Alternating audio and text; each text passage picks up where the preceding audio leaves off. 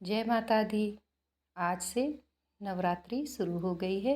नवरात्रि का आरंभ हो गया है और माता रानी का पूजन हमें कैसे करना है, कलश स्थापना कैसे करनी है, माता रानी का श्रृंगार कैसे करना है, आज मैं अपनी वीडियो में शेयर करूंगी। देखिए, हमें सबसे पहले माता रानी की चौकी तैयार करनी है। देखिए, मैंने माता रानी की चौकी को तैयार कर दिया है और उस पर लाल कपड़ा बिछाया है चौकी पे। अब हम माता रानी का अभिषेक करेंगे। आप कच्चे दूध से अभिषेक करिए या पंचामृत से अभिषेक करिए।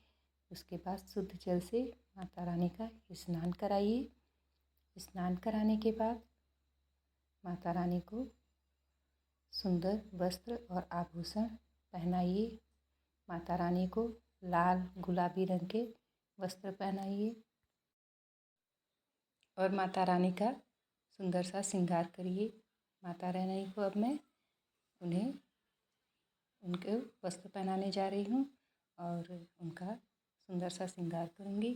और श्रृंगार करने के बाद माता रानी को इत्र सेवा ज़रूर दें। मैंने माता रानी का श्रृंगार कर दिया है, उन्हें इत्र सेवा भी दे दी है। और देखिए, मैंने उस चौकी पे चावल रख कर के अब मैं माता रानी को विराजमान कराऊंगी। और मेरे पास और भी 2 फ़ोटो हैं, मैं उन्हें भी माता जी की उन्हें भी स्थान दे कर के विराजमान कराऊंगी। और इस तरीके से देखिए, हमने माता रानी का विराजमान करा दिया है। और अब मैं पूजा की सारी तैयारी करना शुरू करूंगी। देखिए, अष्टदल कमल, चाहे आप चावल भी रख सकते हैं, अष्टदल कमल भी बना सकते हैं। चावल को हल्दी और फ्रूट कलर से मैंने कलर कर लिया था और उसके बाद हमने अष्टदल कमल 2 थाली में बनाए हैं। एक में हम कलश रखेंगे और एक में अखंड ज्योत रखेंगे। और ये मिट्टी का पात्र है, मिट्टी का कलश और मिट्टी का ये नीचे जिसमें ज्वारे बोने हैं। हम मिट्टी के ही बर्तनों में हम कलश की स्थापना करते हैं। आप चाहे तो पीतल और तांबा में भी कर सकते हैं। और देखिए, हमारे यहाँ कलश पर गाय के गोबर से इस तरीके से गोठा जाता है और ये आम का पल्लो है। और देखिए, ये चावल जो हमने पंडित जी ने हमें जैसा बताया, हमने वैसे वैसे सब रखे हैं। ये गौरी गणेश हैं और ये कलश में डालने के लिए। और फल, सारी चीज़ें मैं आपको दिखा रही हूँ। फूल, घी है और मैं अखंड ज्योत और माता जी की पूजन में घी का ही यूज़ करती हूँ। और बाती अब सब मैं भिगो कर के घी में रख दूँगी, जैसे कि पंडित जी आए और पूजा शुरू हो जाए। और इस तरीके से मैंने अखंड ज्योत में, और मैं पंचमुखी दीपक से आरती करती हूँ। आप चाहे जिस दीपक से आपको आरती करना है तो आप कर सकते हैं। और उसके बाद पूजा की तैयारी करने के बाद हमने मेन दरवाजे पर माता रानी के चरण बनाए। अगर आपके पास माता रानी की चरण पादुका हो तो आप वो भी रख कर के माता रानी के आगमन के लिए दहलीज पूजन करें। माता रानी के चरण बनाए और इस तरीके से हमने माता रानी के चरण बनाए और वहाँ दीपक प्रज्वलित किया। और देखिए, हवा बहुत तेज़ चल रही है। चैत्र मास में बहुत ज़्यादा गर्मी रहती है और हवा जो है लू के समान चलती है, गर्म होती है। माता रानी से हमने आग्रह किया और माता रानी हमारे घर में प्रवेश करें। इस तरीके सबसे पहले दहलीज पूजन करें। और देखिए, अब मैं आपको दिखा रही हूँ कि मैंने पूजन की सारी तैयारी, सारी सामग्री रख ली है।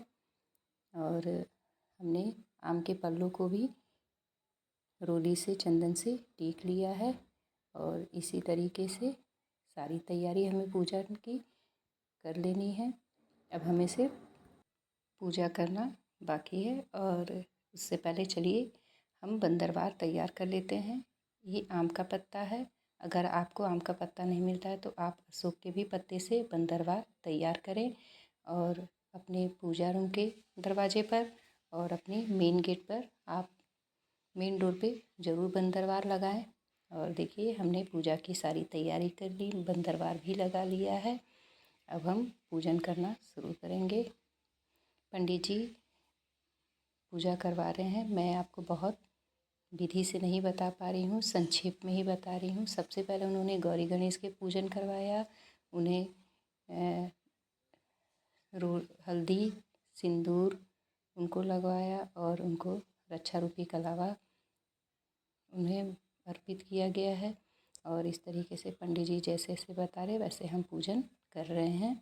और कलश स्थापना में गंगा जल पहले डालें, उसके बाद उसमें जल डालें और सुपारी, सिक्का, हल्दी की गांठें, लौंग, इलायची, फूल, हम सारी चीज़ें डाल करके कलश की स्थापना करेंगे। और कलश पे हमने मूली बांध दी है और रोली से हमने कलश को टीक दिया है। और सबसे ज़रूरी बात है कि हमें 9 दिन नवरात्रि में कलश को ज़रूर सींचना चाहिए। आप 9 दिन कलश को ज़रूर सींचें, उसमें ज़रूर पानी डालें। और अब पंडित जी रुद्र रखवा रहे हैं और रुद्र को भी हमें एक मिट्टी के बर्तन में चावल रख करके तभी हमें रखना है, स्थापित करना है। और उसके बाद हमें पूजन आपको जैसे भी करना हो, आप अगर सप्तशती का पाठ करना चाहते हैं और चालीसा पढ़ना चाहते हैं तो आप ये सब पढ़ करके माता रानी का पूजन करिए, दीपक प्रज्वलित करिए। इन सारी चीज़ों को करने के बाद आप आरती प्रेम से करिए। माता जी की आरती करने के बाद दीपक को आप ज़रूर ठंडा करें जिससे आप आरती करते हैं। और उसके बाद माता रानी से प्रार्थना करें कि आपके परिवार में सुख शांति समृद्धि वैभव बना रहे और माता रानी की कृपा आपके पूरे परिवार पर बनी रहे। इस तरीके से भक्ति भाव के साथ माता रानी का पूजन करिए। और आप सभी को जय माता दी, राधे राधे।